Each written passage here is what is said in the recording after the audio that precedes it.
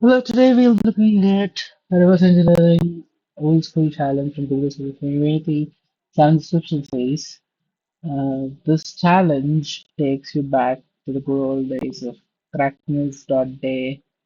The goal for this challenge is to write Pigeon, a program that generates a valid password for arbitrary given usernames. You are also given flag that contains a list of usernames that you have to find their corresponding passwords. Once you find all the passwords from the script, and you'll get the flag. Introducing introduction. As the description states that challenge takes you back to the old school days of mes.de. Before the CTFs were made, challenge is about writing a keygen instead of asking for a flag and verifying it. The program asks for a valid username and password combinations. To get the flag, you need to find the password for 50 randomly generated usernames and replace it in the flag maker script, which computes the flags, figures, and this is that.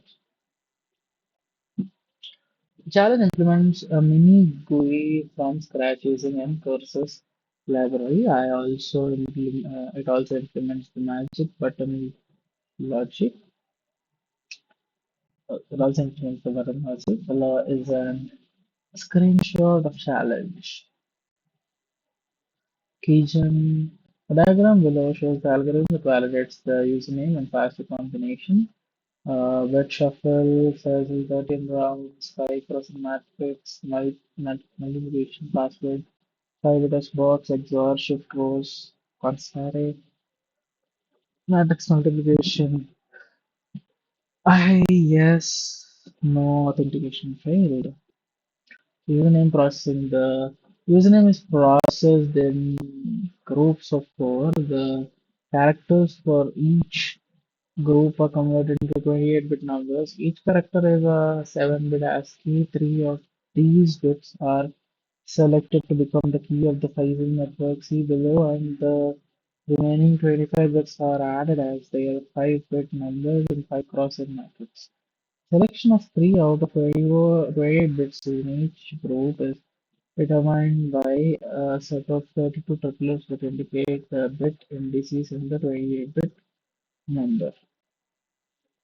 For instance, for the triplet 3, 10, 28, 2, it indicates the third, 10th, and 22nd bit will be added to the favorite key. The selection of the next couplet is done using LCG. Let T be a number initialized to 3, 1, or 3 leaf or any other random value. The value of P modulo 32 determines the triplet to use. After we select the triplet, we append 3 bits to the favorite key and we update. So k equals 0, k less than this plus this, and 7 plus k, do the math for LCG. Please note that the number of iterations is determined by the current value of the bits that we selected. That is, the next triplet that we will select depends on the actual value of the username. At the end of the iteration, we will have 5 cross and matrix padded with 0, but to become a multiple of 5 and potentially long enough for a root key. The next step is encrypt every column of the matrix. Each column is converted into 25-bit number and then encrypted using 13 rounds of every network. The round function is fairly simple and immutable. Mhm. After the encryption, the result 25-bit number is split into 5-bit numbers and placed back to the same column, thus producing a 5-cross matrix of 5-bit values.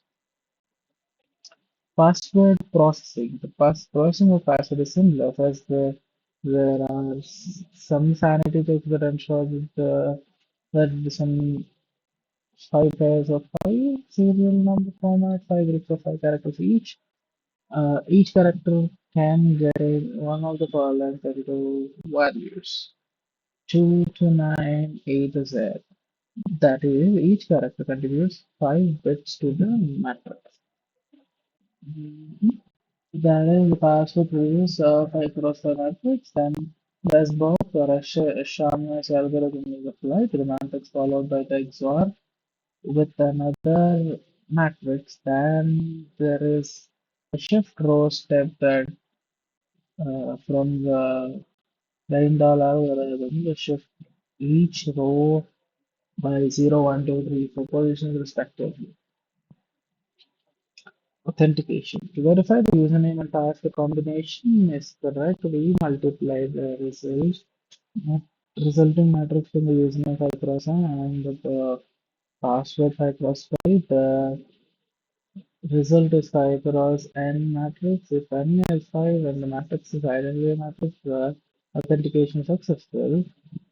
Please note that we do not really have to produce a new matrix. All we have to do is to check that the elements in the diagonal are 1 while every other element is 0. Anti-debugging protection, where to make reversion handle, the program is shared with some anti-debugging and anti-analytic protection. All strings are obfuscated using a novel technique called compile time string obfuscation using templates.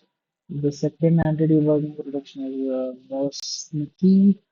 First, handmade inline assembly is used to check if the debugger is present by making a trace system call. This is called to confuse decompile trace the trace tracing. This is called. Mhm. Due to the way the code is written, the decompiler fails to understand when it what it does. The code is inserted inside relations deep in the process initialization and the button logic. If debugger is detected, execution continues normally. The only thing that happens is that the same algorithm is not modified, thus generating incorrect results. More specifically, we have 3 places in the code where we add the anti-debugging checks where in each check results in tampering a different value. The first check was modifying the initial value of the LCG. LCGC will be the LCGC plus equal to only modify the LCGC. The debugger is detected and usually performed using LCD values. Debugging is detected and usually performed using an initial value P1 which is going to produce a different result that is the correct also. And the debugger is not going to work outside the debugger. The second check looks the single bit from the constant XOR array. They work for Q, C++, XOR Q, XOR Q 0 X4, else XOR Q to flip the correct bit. Mhm. The debugger is detected. We flip the third bit for each value of the XOR, otherwise we flip the second bit. In both cases, the XOR array is modified and the reverser cannot just copy the global array and use it. The last check is buried deep inside the button logic and modify LSB bit using moving of the tuples and table key selection. A debug do this modification or else do this modification. Expected solution. For the solution, for this challenge, you are given a set of random usernames and you are asked to find the corresponding passwords given a username. Yes, you have to find, you have to work forward to generate final matrix, find its user, and then work backwards to find the password. Check password user matrix user matrix all use like a character language matrix password and then password. For all we have, first of all, we we will have to write out anti production and fix the constant abuse. So given this, is the function user forward applies the forward encryption, the verify cross matrix for using. Please not forward the length has to complete and your thing. Mm-hmm. You're getting a matrix.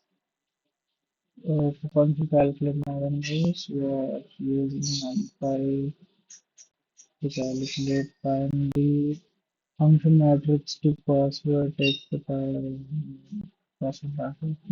Below is an example with debug logs enabled. Below are some validates names and password pairs. These names validates names have passed, not all in the password. If it is possible to generate it, it's not invertible. Appendix. It's also possible to make move backwards in password names. However, working backwards in the algorithm, the algorithm is not codified for parametric, so there will be multiple usernames that map using password names. That's it.